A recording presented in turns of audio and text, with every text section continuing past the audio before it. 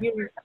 But I'm going to start with, when I went to Minnesota, I heard this mindset training. I went home and I tried to implement it, but it wasn't working. Like, I don't know if I wasn't ready for it or what, but I started reading this book and slowly things started making sense to me. I started becoming aware of what I was thinking, aware of that every time things didn't quite go my way or my day started going bad, I was discouraged the rest of the day. If I saw somebody turn their AQ off, it ruined my whole day.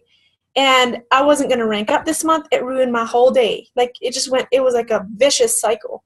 And when I started, it was not till January that I started really, and that was from October all the way to January, that I started really becoming aware of what I was doing to my family and to my whole team. They could feel it. I might not have been telling you guys or my downline, but you guys could feel it, that everything, like, I'm an emotional roller coaster, and it all started with my mindset, and I needed to just stop it and start thinking differently. But I thought, well, it's not that easy, is it?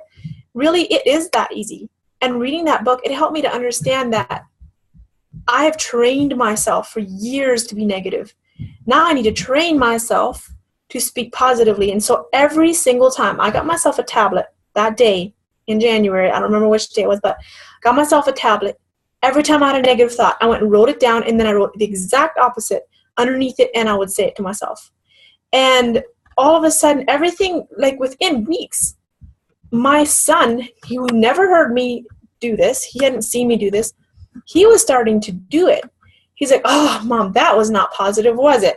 I'm like, whoa, where did he come up with that? Like, I never really talked about it to him. But it started changing my family. My husband started seeing a difference in me.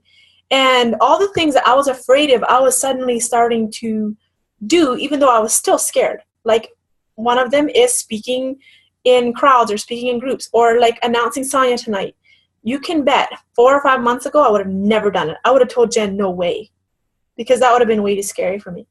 So telling yourself that you are not afraid to do that makes you start doing those things, even though you might feel scared. I was scared tonight. I was like, oh my goodness, I have to announce the diamond, even though it was like 30 seconds. But you just do it. It helps you just overcome it. And it's just amazing so I just really recommend the book to everyone, and start working on your mindset. Every little thing in detail in your life, start looking at as a blessing or seeing something bright about it, Yeah. Unless there's somebody dying in your family, or there's somebody severely deathly ill in your family, or something really, really bad is happening, there really is not that much for us to be so ungrateful for, really, and be that negative about. Right. I totally agree.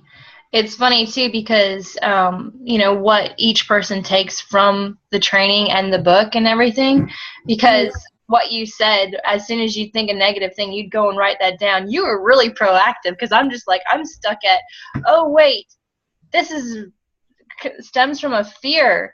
What fear does this stem from? I'm like stuck there. I'm like, why am I afraid of that? It's personalities, right? It's personalities, and we have to I'm the one that I like to do something about it right now, and I want results yesterday. Yeah. I'm usually like that too, and so I was like, wow, that's a really good idea.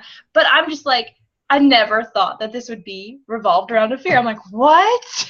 Yeah, exactly. It's interesting, though, and it's good for us to recognize it. And I think, I have a weakness, too, where I don't really look at where this negative thing's stemming from. I'm just like, let me get over it, Whereas I think sometimes it would help if I stopped and said, okay, now where did this start? Where did this come from anyway? Sometimes finding the root of it is just, I have fear of what people think of me. That is one thing that what Sonia said that lady was struggling with. That was one of my big things. I really feared what people thought of me. Yeah. And I allow people to run all over me and manipulate me, and I have to learn to say no and to kind of step up my game and not run from an issue. Just face it head on and say, you know what, this is the way it's going to be, or just coach them through it, or whatever needs to be done. But I love her coaching ideas. She has awesome coaching ideas. Yeah, I'm exactly the same way, where people's thoughts of me definitely matter. But I think that as you kind of, like she was talking about peeling the onion, as you find out what when you see an eye opening, like, oh, this fear, and then you work through that and your failures in different areas and trying to get over them, then there's a new one and you're like, wait a minute, there's always something that you're working through. And I think that's just the beauty of, that we're always going to be dependent on God. We're never perfect, and as long as we're always striving to get better, we will, but we'll never be perfect. We'll always be dependent. Yeah. We'll grow and mature all our life. Like, there is no getting around it. So face it and make it enjoyable. I really enjoyed this book. I actually haven't even finished it. This is the book we're talking about, by the way, everyone. Were you talking about this one also? Yes, I was. I finished it just last week. Okay. Yeah, it's funny because when we were in the study, all of a sudden we got busy with something and I didn't finish it. Actually, my bookmark is at the end, but I think my kids moved it. I think I have like 2 more chapters to go or something, but I have really, really enjoyed it. And Melissa was in the class with us also, and I think it's been huge for all 3 of us to work through this book together. And I think, anyone, if you want to start on a book where you really feel like you're in a rut, get this book and start working through it, and get your team to work through it with you. Yes, it's really, really good. My son started, I think maybe that's where he got it from, but my oldest, he's 6 years old. He asked me if he could read through it. He said it's the most interesting book in the house. So he started reading through it. He's like, oh, Mom, I complain a lot, don't I? He's doing really good to read that. That's intense. Yeah, he was reading that, and he says, Mom, should I read that over again? Because it didn't quite all make sense to me. I'm like, read it. I mean, it doesn't hurt him. Yeah. Wow. He's smart. Read it. He can read it. That is very impressive for a 6-year-old. But he's read novels since he's 3. He's a little bit different. Wow. Amazing. Yeah. That said something about his mama, too. Actually, some kids, they do learn a lot on their own. He was just he took everything in that I taught him. So it's different with my other one. She's 5 and still just learning her ABC. So each person is different. Yep. So everybody travels at their own pace in life. Very, very cool. I'm trying to think if there was anything else with the training that really stood out to me. I know that the coaching was something that I knew I really needed improvement on, and I was trying to put into words how to do it, but I'm still trying to learn it myself. And so I was like, we need something to fast start this. That's the same thing with me. The coaching part, I'm still trying to learn that. I just know one thing: ask a lot of questions. Yeah. Yep. But knowing the right questions to ask, she said that'll come with time. So I'm hoping I'll learn it with time. Yeah.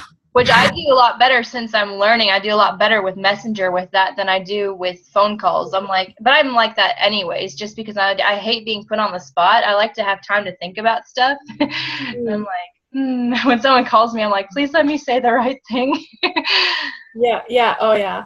But just imagine, like, this is perfect for us because if we want to be diamonds, can you imagine if we keep doing, I know if I keep doing what I'm doing is giving people answers, I'm going to be overwhelmed and busy. I have babies to take care of, and that's not going to work. So we need to learn this coaching thing, and we have the perfect people. We have Eva and Sonia and all those amazing diamonds of us that can help us make life a little easier. Definitely. Well, thank you for stepping in tonight and helping out. Oh, it was fun. I really enjoyed it. Thanks for letting me. Yes. It was good. I do have to go, though, because I have company waiting outside for me. Andrew and Eva are here, so. Hi, Eva. She's not in here. I didn't let her. Chased her out. She's taking care of my kids. Well, good stuff. I'll unmute everyone so we can say goodbye, or if they have quick questions they can ask. You guys are on mute. I'm trying to find out what the name of the book is, Jennifer. Okay, I'm putting it up again. Can you see it? No, I'm on a call because, see, I don't have internet. I mean, to do those calls, so I have to do it on the phone. Okay, it is What to Say When You Talk to Yourself. It's by Shade Helmstetter. Yeah, Shad. I will post Shad, the sorry. picture post it on your team group. Okay, yeah, I'll post it on the team group so everyone can see it. All right, Okay. I'm gonna go. Okay, guys. Bye. Okay, see you guys later.